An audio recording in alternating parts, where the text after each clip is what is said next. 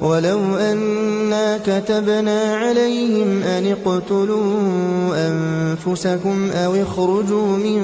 دياركم ما فعلوه إلا قليل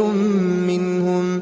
ولو أنهم فعلوا ما يوعظون به لكان خيرا لهم وأشد تثبيتا وإذا لآتيناهم من لدنا أجرا عظيما ولهديناهم صراطا مستقيما ومن